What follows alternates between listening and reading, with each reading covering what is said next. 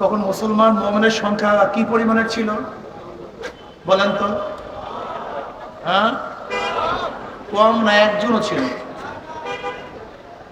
নবী আলাইহিস সালাতু ওয়াস সালাম যখন দুনিয়াতে আসলেন, মুমিনের সংখ্যা একজনও ছিল না।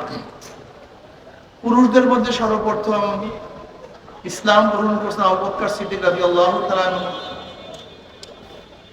মহিলাদের মধ্যে সর্বপ্রথম আম্মা জান খাদিজা কুবরা রাদিয়াল্লাহু তাআলা আনহা।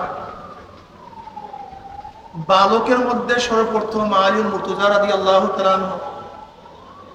গোলামদের মধ্যে যায়েদ ইবনে হারিসা রাদিয়াল্লাহু তাআলা আনহু। এই চারজন ফার্স্ট মুসলমান। এর আগে কোনো মুসলমানই ছিল না।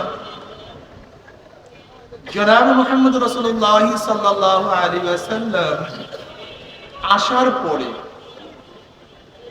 তিনি এমন কি কাজ করেছিলেন যে কাজের ভিত্তিতে সব জায়গায় মুসলমান মুমিন, এমনকি অর্ধ জাহান পর্যন্ত ওমর ইবনে খাত্তাব রাদিয়াল্লাহু আনহু জমানায় তিনি শাসন করেছিলেন।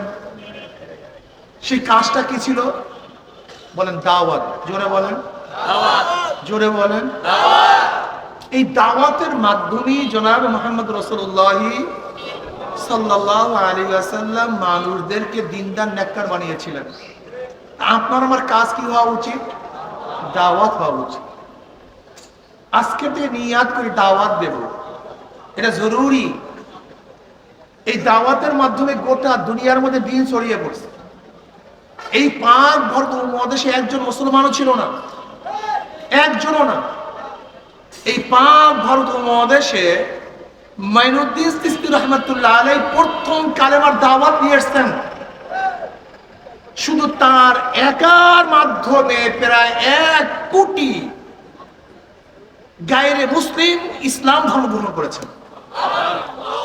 আপনি কি জানেন এই জনপথে হাজারো আল্লাহওয়ালারা, হাজারো পীর বুজুর্গরা দাওয়াত দিয়ে মানুষকে দিনদার নেককার বানিয়েছেন।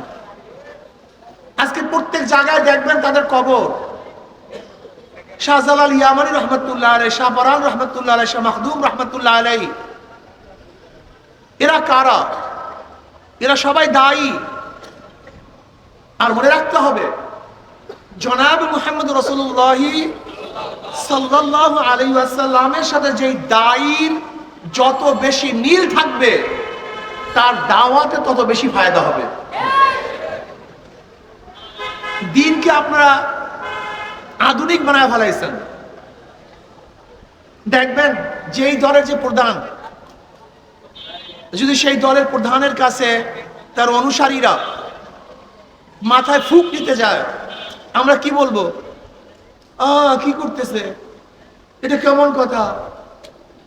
অথচ নবী আলাইহিস সালাতু ওয়াস সাহাবারা নবী আলাইহিস সালাতু ওয়াস সালামের কাছে মাথায় ফুঁক দেওয়ার জন্য গেছেন কি যান নাই? তার মানে আজকে যদি কেউ কার মাথায় আমার মাথায় ফুঁক দেয়, মাথা মাসায় করে, কি বলবে? এটা আধুনিক না, বরং এইটাই সুন্নাত।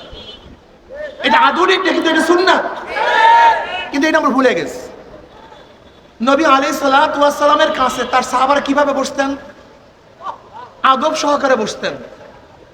দেখবেন মাশায়েখের সামনে এখন তার অনুসারীরা আদব সহকারে বসেন।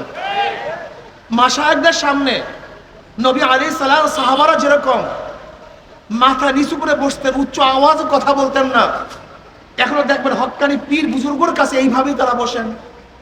নবী আলাইহিস সালাতু ওয়াস সালামের কাছে তার অনুসারীরা দোয়া নিতেন।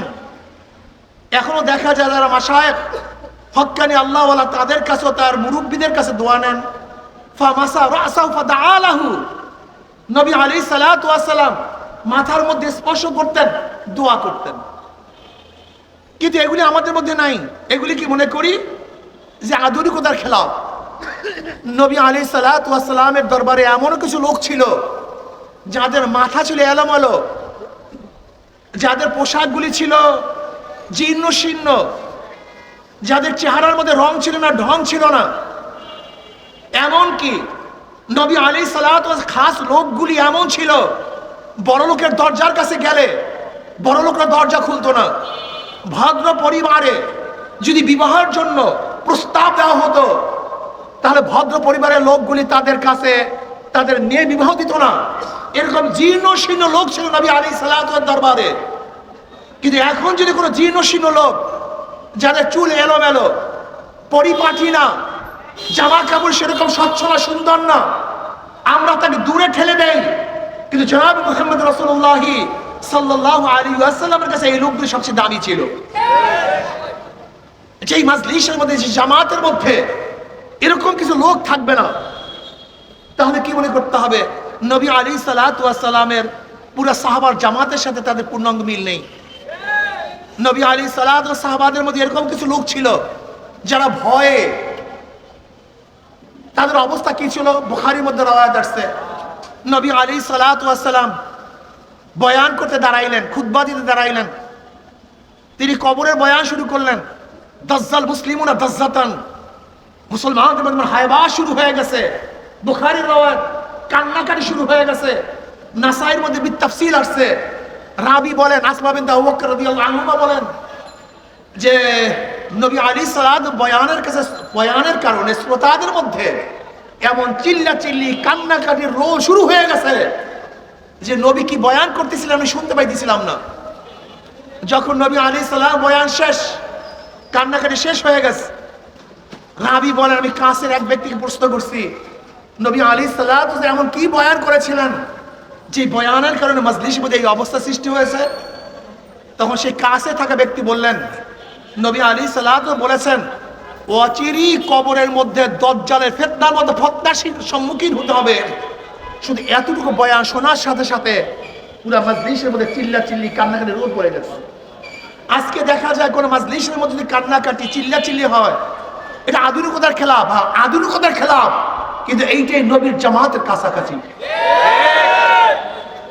নবী আলাইহিস সালাম জামাতের মধ্যে ভুরি ভুরি হাদিসের মধ্যে আসছে, নবী আলাইহিস সালাতু ওয়াস সালাম যখন বয়ান করছেন, কানতে কানতে কানতে কান্না রো শুরু হয়ে গেছে।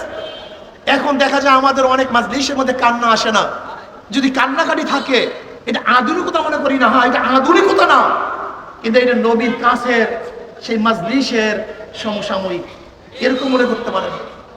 আমি কি বলতে চাই, মনে রাখতে হবে জনাব মুহাম্মদ রাসূলুল্লাহ সাল্লাল্লাহু আলাইহি ওয়াসাল্লাম জামাতের সাথে যত বেশি আপনার মিল থাকবে, মনে করতে হবে তত বেশি হক অবস্থায় আছেন। আর নবী আলাইহিস সালাত ওয়াস জামাতের সাথে যত বেশি দূরত্ব, মিল থাকবে না, মনে করতে হবে দ্বীনের থেকে আপনি তত দূরে অবস্থান করতেছেন।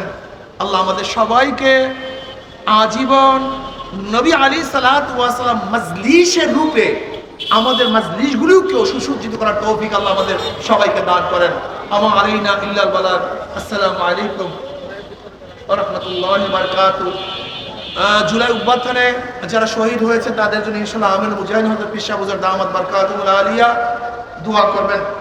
আর আগামী 23 তারিখ, আগামী জোরে বলেন, এই মাসের 23 তারিখ আমার মাহফিল আছে এই যে বাইতুল মুকাররমের পশ্চিম সাইডের রোডে।